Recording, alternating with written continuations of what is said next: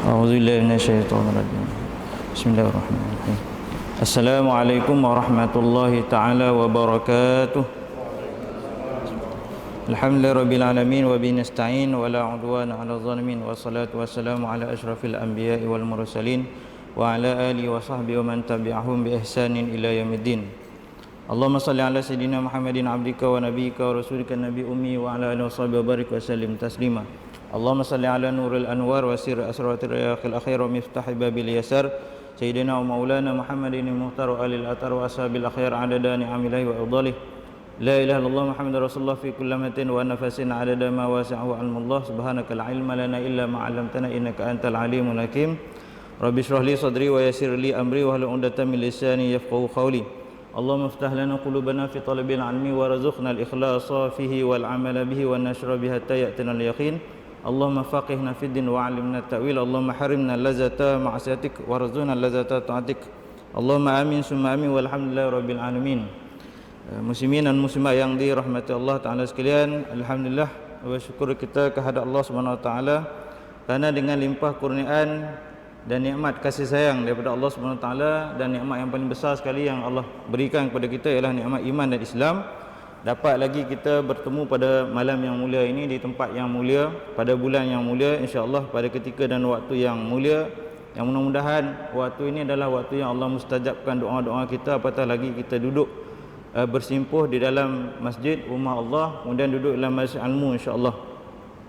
Jadi pertama sekali saya berterima kasihlah kepada pihak masjid, disebut masjid insya-Allah lah jadi masjid kan. Pihak Masjid Darussalam yang sudilah menjemput saya untuk berkongsi sedikit sebanyaklah apa yang saya tahulah, apa yang saya tahu. Jadi bila dibacakan tadi, saya ingatkan saya bagi tu nak baca sikit je, nak buat sinopsis, rupanya dibaca semua sekali. Jadi segan je. Segan je saya Jadi tak apalah, mudah-mudahan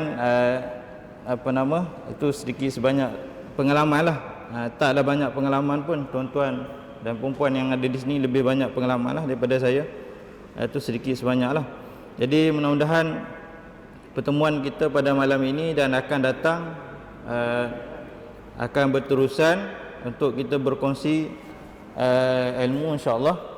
Jadi mudah-mudahan yang baik daripada saya itu akan dapat dimanfaatkanlah, insya-Allah.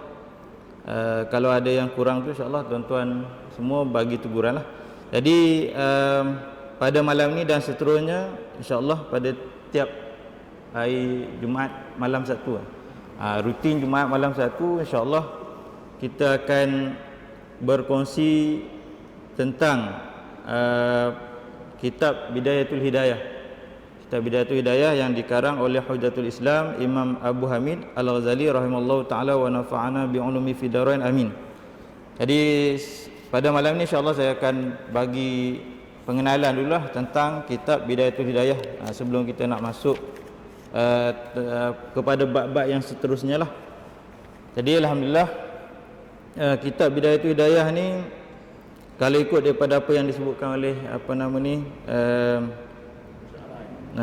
tuan ada tadi, kitab ni telah mula saya gunakan untuk di Bintulu ni sejak 2017.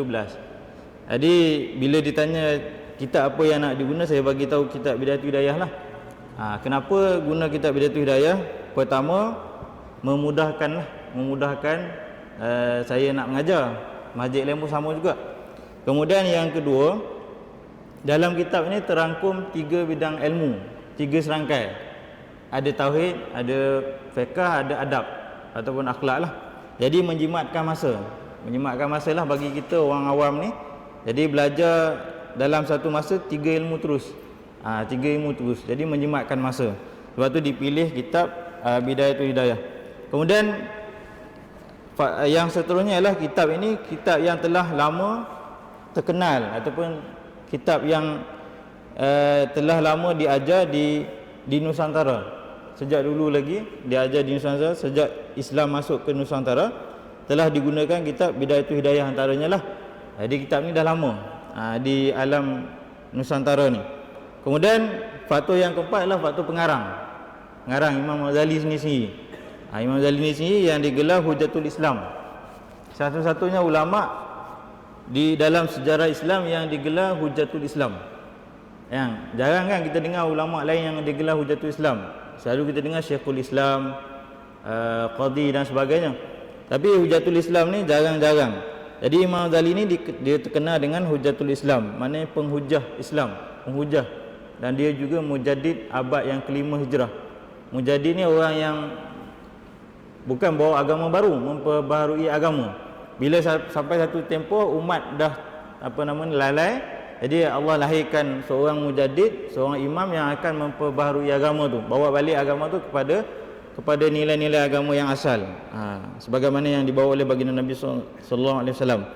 Jadi itu lahirlah Imam Hujjatul Islam Abu Hamid Al-Ghazali. Dan kemujtahidan Imam Ghazali ni tidak dipertikaikan. Maknanya ulama tak ada pertikai. Ulama semua setuju. Jadi dengan sebab itulah kita pilih kitab Bidayatul Hidayah ni. Lagipun namanya Bidayatul Hidayah, permulaan hidayah. Sebelum kita nak bagi bidayah kepada seterusnya, kita mula dengan Bidayatul Hidayah. Kemudian faktor-faktor yang lain ialah sebagaimana pernah ditanya oleh orang awam kepada seorang ulama lah di Indonesia, seorang kiai, kenapa digunakan kitab Bidayatul Hidayah ni. Jadi kata beliau, orang yang belajar kitab Bidayatul Hidayah ni, kalau belajar betul-betul, amal betul-betul, insya-Allah dia akan jadi orang yang berguna lah, berkat daripada pengarang, berkat daripada Imam Al-Ghazali. Jadi itu secara ringkas lah tentang Imam Al-Ghazali. Nak tahu sejarah hidup Imam Ghazali tu kena nanti insya-Allah kitab ini saya buat program dana wakaf. Maksudnya setiap kali saya mengajar kitab Bidayatul Hidayah ni, saya akan ada dana wakaf, saya akan bagi kepada jemaah lah yang ikut pengajian. Jadi masjid yang 3 masjid sebelum ni sebahagiannya dah dapat. Maknanya sebab tu saya pilih kitab ni, senang, program yang sama. Jadi insya-Allah ada dana, nanti saya akan bagilah kepada tuan-tuan kitab Bidayatul Hidayah ni untuk kita gunalah, untuk guna sepanjang pengajian kita lah. Sepanjang pengajian kita insya-Allah. Jadi dalam kitab Bidayatul Hidayah ni yang dikarang oleh Imam Al-Ghazali ni, kalau di Nusantara ni dihuraikan ataupun dibahaskan oleh Syekh Abdul Samad Al-Falimbani, ulama Palembang. Syekh Abdul Samad Falimbani dia buat kitab yang mensyarahkan kepada Bidayatul Hidayah, itu Hidayatul Salikin. Hidayatul Salikin. Jadi dalam kitab Bidayatul Hidayah ni kita pengenalan dulu. Dia ada tiga bahagian. Ada 3 bahagian yang utama lah dalam kitab Bidayatul Hidayah ni. Yang pertama ialah tentang adab-adab melaksanakan ketaatan. Jadi kita nak tahu macam mana adab kita dalam melaksanakan ketaatan, ini ketaatan kepada Allah SWT.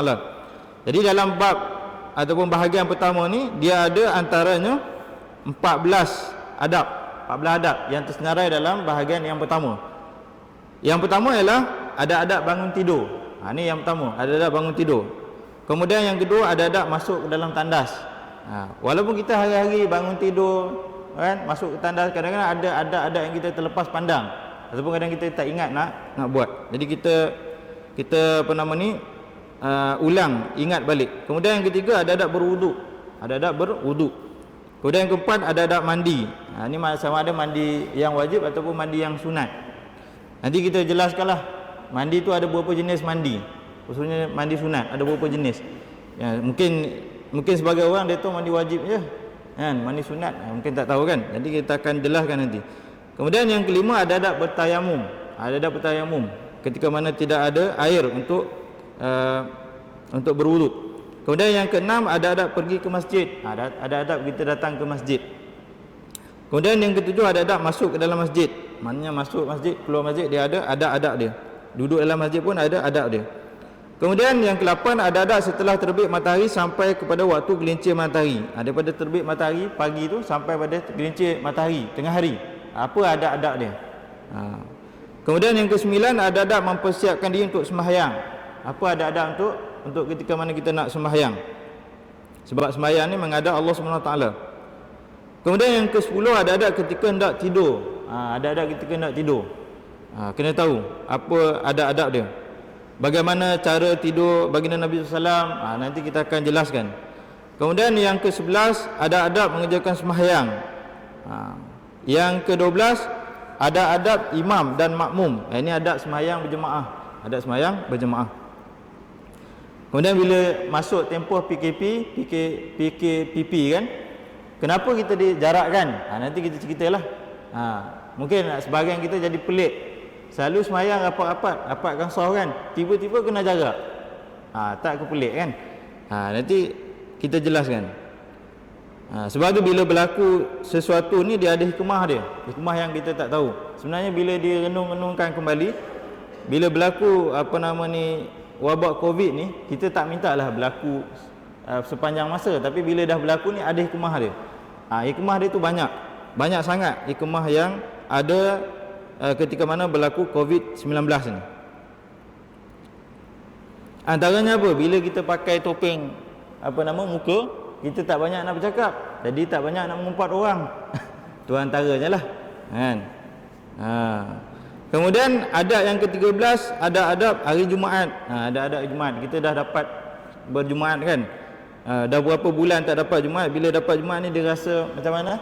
Rasa tak tahu nak cerita kan. Rasa tu tak tahu nak cerita.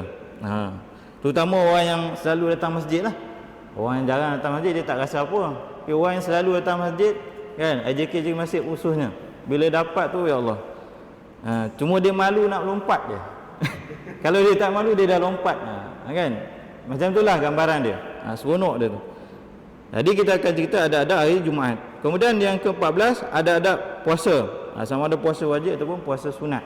Jadi kalau puasa wajib kita tahulah puasa bulan Ramadan. Puasa sunat, apa jenis-jenis puasa sunat. Itu bahagian yang pertama. Ini kita review dululah. Kemudian bahagian yang kedua tentang cara-cara meninggalkan maksiat. Dalam cara-cara meninggalkan maksiat ni dia ada dua bahagian. Maksiat yang zahir dan juga maksiat yang batin. Dalam cara-cara meninggalkan maksiat zahir atau melibatkan yang anggota tubuh badan, dia ada 7. Yang pertama jaga mata, kedua jaga telinga, ketiga jaga lidah, keempat jaga perut. Jaga perut. Yang kelima jaga kemaluan, yang keenam jaga kedua-dua tangan, yang ketujuh jaga kedua-dua kaki.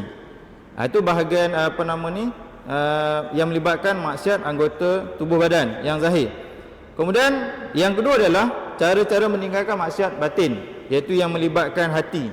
Maksiat batin ni melibatkan hati, yang orang tak nampak, yang kadang-kadang kita pun tak sedar.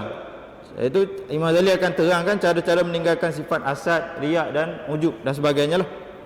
Itu bahagian kedua. Kemudian bahagian ketiga adalah adab-adab pergaulan dan persahabatan dengan khalik, dengan Allah dan juga makhluk. Jadi dalam bahagian ketiga nanti, bahagian yang terakhir, kita akan belajar tentang adab kita dengan Allah SWT dan adab dengan makhluk. Adab dengan makhluk ni maknanya sama ada manusia, tumbuh-tumbuhan ataupun haiwan ataupun alam lah. Adab kita dengan alam ni macam mana. Bila belajar adab ni tak adalah kan, tangan tak semena-mena nak pergi cabut pokok bunga ke, tak ada kena-guna pun kan, pergi cabut pokok bunga kan. Kucing lalu depan dia pergi sepak kan. Ini tak ada adab. Tak ada adab dengan makhluk. Hatta anjing sekalipun nanti kita sebutlah makhluk-makhluk mana yang kita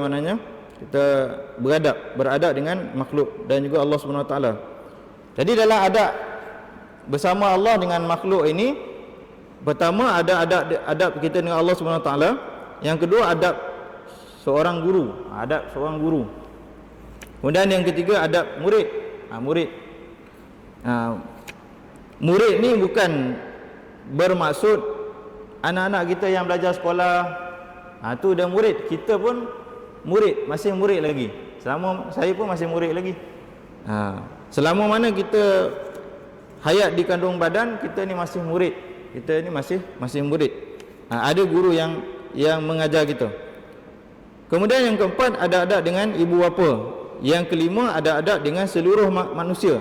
So manusia ni tak kira lah Muslim, non-Muslim, ada adab-adab dia yang kita kena jaga. Kemudian tentang kelompok pertama, ada adab dengan orang yang tidak dikenali. Orang yang kenal, adab kita dengan orang kenal. Orang yang tidak kenal macam mana? Adab kita dengan orang yang tidak kenal. Kemudian kelompok kedua, ada adab dengan sahabat karib. Kemudian cara kita nak memilih sahabat. Kemudian cara kita nak menunaikan hak persahabatan. Ini akan disebutkan oleh Imam Al-Ghazali. Kemudian adab kita dengan orang yang kita tidak kenali, yang bukan sahabat kita pun ada adabnya. Ini maknanya bahagian yang ketiga. Jadi nampak kan, ada tentang tauhid, ada tentang fiqh, dan ada tentang akhlak ataupun ada tentang adab. Jadi lengkap. Jadi sebab tu kata ulama, sebagai ulama, bagi kita orang awam lah, bagi kita orang awam ni, kalau kita tak mampu nak belajar kitab lain yang tebal-tebal, kita belajar kitab Imam Ghazali ni, Bidayatul Hidayah pun dah cukup, dah memadai lah untuk kita beramal. Sudah cukup. Tapi kalau ada kemampuan untuk belajar yang lain lagi, digalakkan. Itu pengenalan maknanya tentang kitab Bidayatul Hidayah. Kemudian kita apa nama ni? Kita terus pergi kepada mukadimah kitab. Mukadimah kitab. Mukadimah ni maknanya awal daripada kitab, permulaan apa yang ditulis oleh pengarang Imam Al-Ghazali, oleh musannif. Qala al-musannif, kata pengarang, yang ni kitab Bidayatul Hidayah ni yang diterjemah oleh Syekh Ahmad Fahmi Zamzam. Kita ambil yang terjemahan lah. Nanti saya akan bagi yang Rumi lah. Kalau bagi Jawi ni ada yang tak boleh baca Jawi kan, jadi baca Rumi semua, adil untuk semua orang. Jadi kita bagi yang Rumi lah. Jadi kata pengarang ni, kata Imam Al-Ghazali lah pada mukadimahnya. Dalam mukadimah Imam Al-Ghazali menyebut, dengan nama Allah yang sangat pemurah lagi sangat mengasihani. Yang ni maknanya kalimat basmalah. Kalimat basmalah, bismillahirrahmanirrahim. Maknanya setiap kali ditulis kitab, maka dimulakan dengan kalimat basmalah, dengan kalimat bismillahirrahmanirrahim. Samalah kita nak buat sesuatu yang dituntut oleh syarak, kita mula dengan basmalah, bismillah. Kan? Nak makan, nak minum, nak tidur, nak masuk masjid, keluar masjid dan sebagainya. Banyaklah perbuatan yang kita mulakan dengan basmalah, dengan membaca bismillah. Jadi Imam Ghazali mulakan kitab beliau ni dengan kalimat basmalah, bismillahirrahmanirrahim.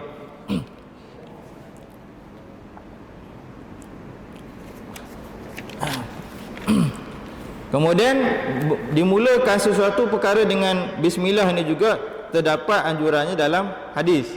Terdapat anjuran dalam hadis. Yang mana sebagaimana yang disebutkan dalam hadis Nabi SAW, kullu amrin zibalin la yubda'u fihi bi bismillahirrahmanirrahim fa huwa akhta. La yubda'u fihi bismillahirrahmanirrahim fa huwa akhta. Maksudnya tiap sesuatu yang dituntut oleh syarak, dimulakan oleh syarak, kalau tidak dimulakan dengan basmalah, dengan baca bismillah, fa huwa akhta, maka dia terpotong ni maknanya kurang berkat. Sebab tu kalau makan tak baca bismillah ni, orang kata makan macam bela jin, makan tak kenyang-kenyang. Mungkin tak berkat. Tak berkat sebab tak baca bismillah. Jadi kita buat sesuatu yang dituntut oleh syarak tu dengan membaca bismillah. Dalam riwayat yang lain disebut fa huwa abtar ataupun fa huwa ajzam. Maksudnya hampir samalah, maknanya kurang berkat. Jadi orang yang tidak baca bismillah ketika mana melakukan sesuatu yang dituntut oleh syarak, maknanya hilang berkat ataupun kurang berkat. Jadi maknanya jangan kita tinggalkanlah. Dan juga berdalilkan daripada Al-Quran. Kan dalam surah-surah Al-Quran 114 surah tu dimulakan dengan basmalah, bismillah, kecuali surah Al-Bara'ah kan, surah Taubah. Itu dia tak ada bismillah. Yang lain tu semua ada bismillah. Bahkan ada ayat yang dalam ayat pun ada bismillah lagi. Ada kalimat bismillahirrahmanirrahim. Jadi ada dalil Quran dan ada dalil hadis. Dan juga disebutkan di dalam hadis yang lain, Nabi SAW bersabda, "Idza katabatum kitaban faktubu fi awwalihi bismillahirrahmanirrahim wa idza katabtumuha faqra'uha." Dalam hadis Nabi SAW menganjurkan untuk kita menulis. Tak kira kita tulis surat ke, kita tulis apa-apa, mulakan dengan bismillahirrahmanirrahim pada awalnya. Pada awalnya, jangan kita tinggalkan. Oleh sebab itulah orang dulu-dulu waktu zaman tulis jawi kan, atau nenek kita kan pernah tengok surat kan, mesti dia mungkin tuan-tuan yang lebih senior tu mungkin pernah lah yang tulis surat, apa pun surat lah, surat cinta ke apa ke kan, bismillahirrahmanirrahim kan, lepas tu baru mula mukadimah surat. Mesti ada bismillahirrahmanirrahim. Kita zaman sekarang ni tak dah, semua pakai terus masuk kepada isi je. Tak ada tulis dah bismillah tu. Jadi selama mana kita tulis kalimat bismillah itu, selama ada tulisan tu kita dapat pahala. Tu baru tulis. Baru tulis. Jadi ini apa yang dianjurkan oleh Nabi SAW, iaitu tiap kali kita nak tulis kitab, tulis surat, kita tulis bismillahirrahmanirrahim. Jangan kita tinggalkan. Sebagaimana Nabi tulis surat kepada raja-raja pun dituliskan kalimat bismillahirrahmanirrahim dalam surat Nabi SAW. Kemudian antara hadis yang lain, ini kita nak ambil faedah lah. Sebut tentang bismillah tu nak ambil faedah tentang kelebihan kita sebut bismillahirrahmanirrahim. Sebab tu antara amalan bismillah ni, waktu kita nak tidur, lepas dah baca doa lain, baca 3 qul dan sebagainya, selawat dan sebagainya, dah ambil wuduk dan sebagainya, kita jangan lupa baca 21 bismillah. Bismillah tu 21 kali baca. Bila kita baca bismillah tu 21 kali sebelum kita nak tidur, insya-Allah antara fadilatnya Allah jaga kita, jaga keluarga kita dan juga jiran-jiran kita dijaga oleh Allah SWT daripada mara bahaya, kebakaran, kecurian dan sebagainya. Itu antara fadilat baca bismillah.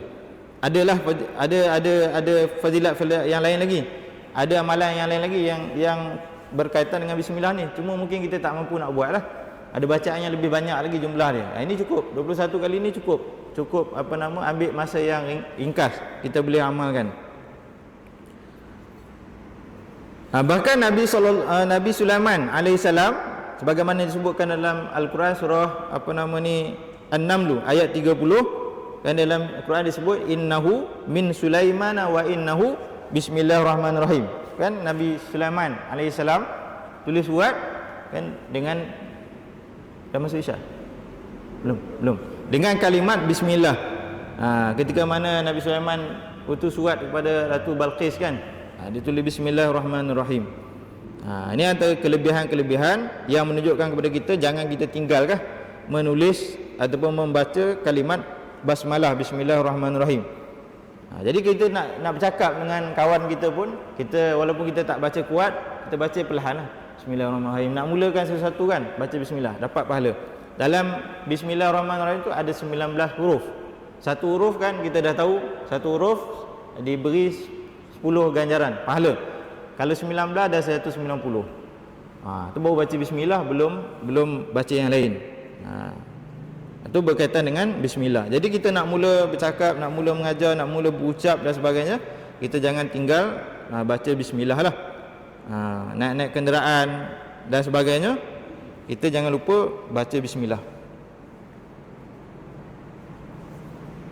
Jadi baca bismillah ni adalah pada perkara-perkara yang dituntut oleh syarak lah. Jangan buat perkara yang haram, makruh baca bismillah kan. Jangan pula baca bismillah kan. Tu tidak dituntut. Yang dituntut oleh syarak saja kita baca bismillah. Kemudian kelebihan bismillah tadi kita dah sebutkan tadi, antaranya baca 21 kali sebelum nak tidur tu lah. Tu antara amalannya.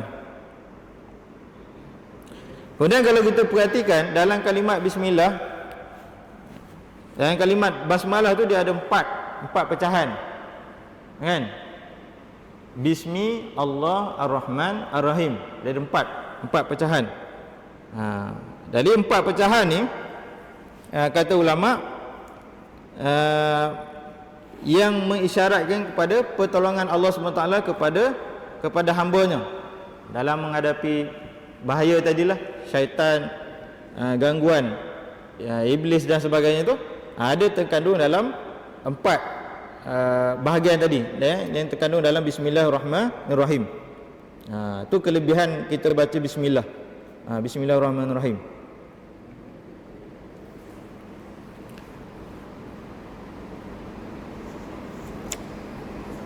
Kemudian ni banyak lagi lah cerita tentang bismillah ni.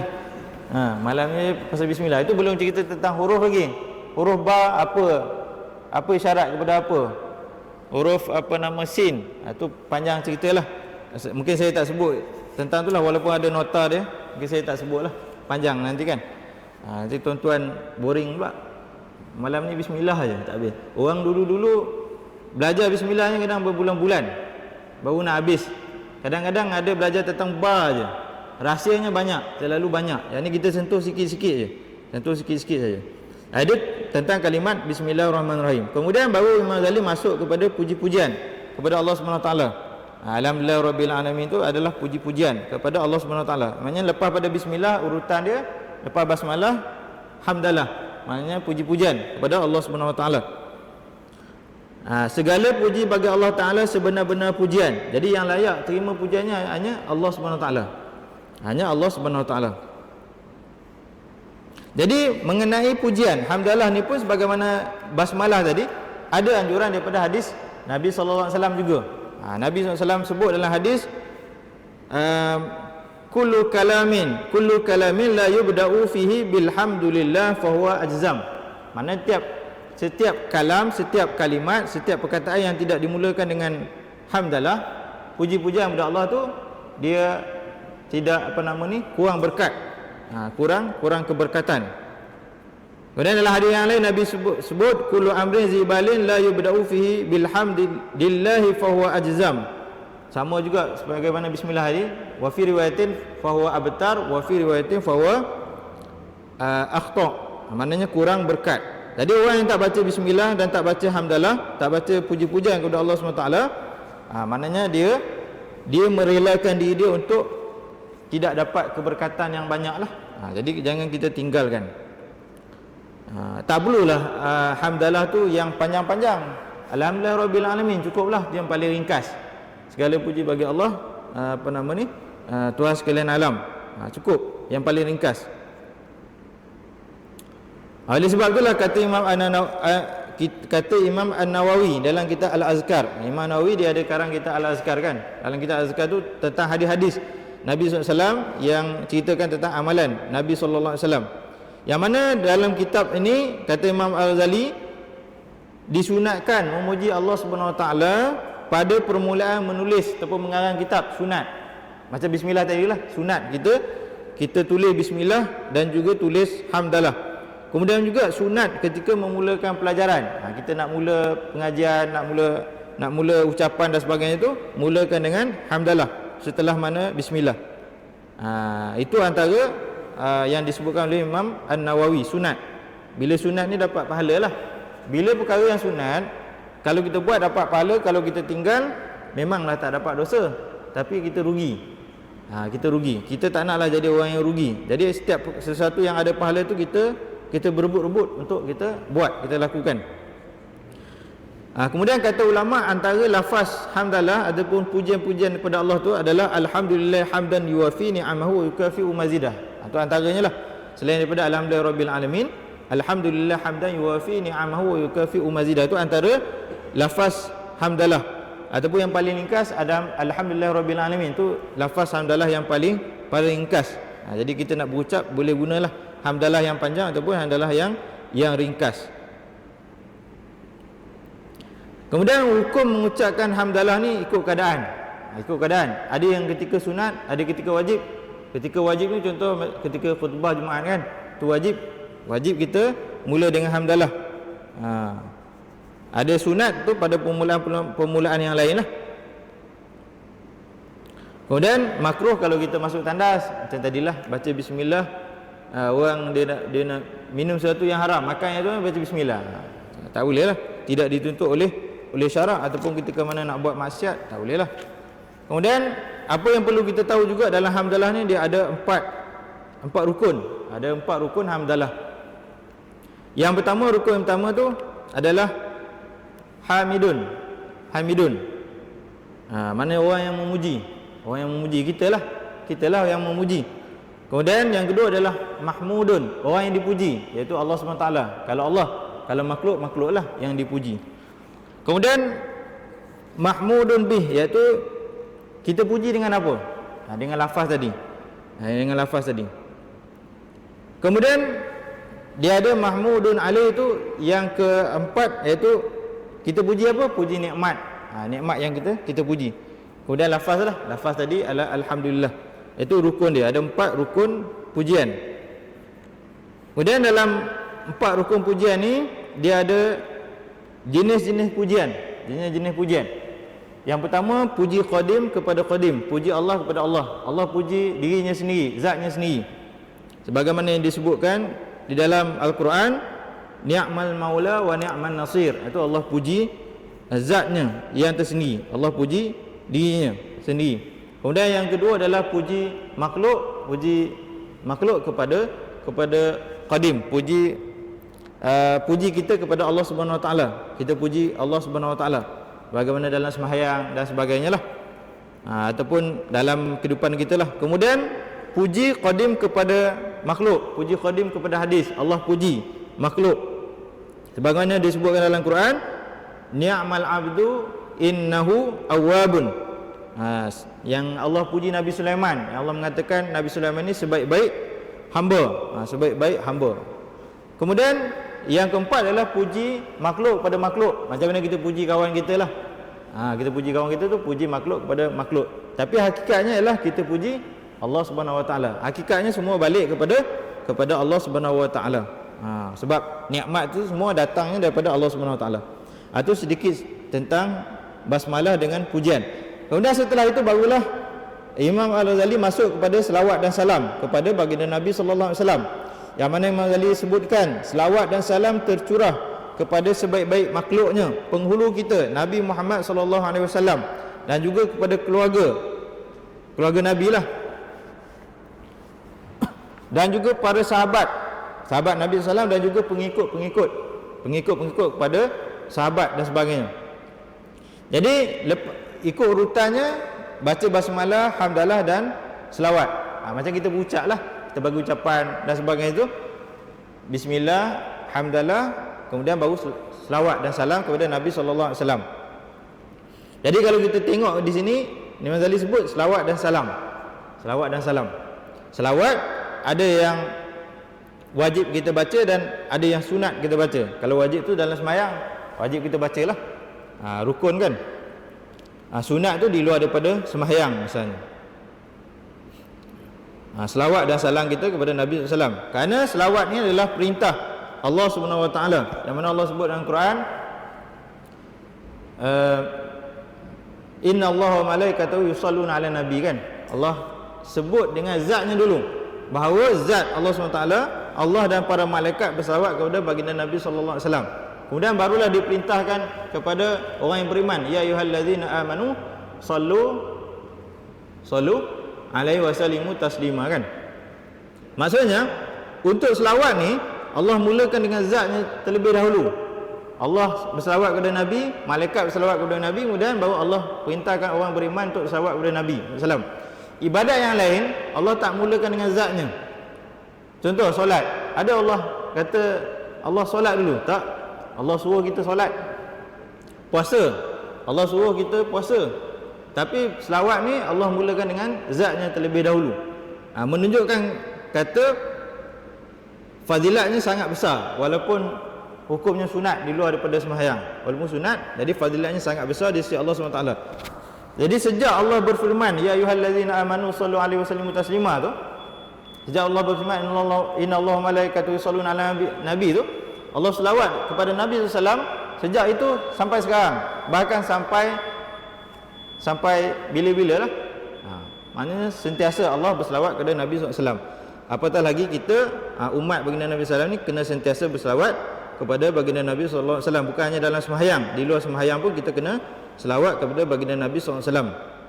Jadi insya-Allah pada pengajian yang akan datang saya akan sebut lagi lah tentang kelebihan kita berselawat kepada baginda Nabi SAW dan juga lafaz-lafaz selawat yang kita boleh amalkan.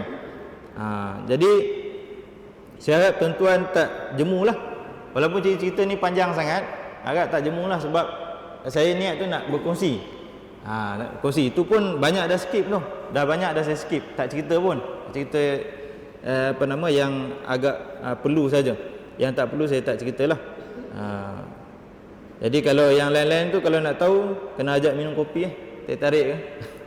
Sekarang mungkin tak boleh lah, nanti-nantilah. Jadi sekadar itu saja yang dapat saya sampaikan pada malam ini. Saya mohon maaf lah kalau ada salah silap dan sebagainya. Permulaan ni kan, permulaan ni kadang-kadang mungkin ada gugup sikit dan sebagainya tu, minta maaf. Kalau ada salah silap dan sebagainya, terkasar bahasa dan sebagainya, saya minta maaf lah. Jadi insya-Allah kita bertemu pada minggu depan. Minggu depan insya-Allah, mudah-mudahan kita istiqamah lah. Kita istiqamah sampai kita habis baca kitab ni insya-Allah. Dah habis baca kitab ni, saya akan ijazahkan lah. Ijazahkan maknanya kita beramal. Jadi kita akan ada sambungan kita sampai kepada Imam Al-Ghazali. Itu berkat kita lah sampai kepada Imam Al-Ghazali. Jadi sekadar itu saja yang dapat saya sampaikan pada malam ini. Yang baik itu daripada Allah SWT, yang lemah kurang itu daripada diri saya sendiri. Saya mohon maaf sekali lagi. Kalau ada saya silap, tuan-tuan jangan segan-segan lah nak sampaikan teguran tu kepada saya. InsyaAllah saya akan perbetulkan. Kadang-kadang ada salah silap dan sebagainya. Ketika mana bercakap ni kadang-kadang tak perasan. Jadi sekadar itu saja. Wallahu a'lamu bis-shawab wa ilaihi marji'u wal ma'ab wa billahi taufiq wal hidayah. Wassalamualaikum warahmatullahi taala wabarakatuh.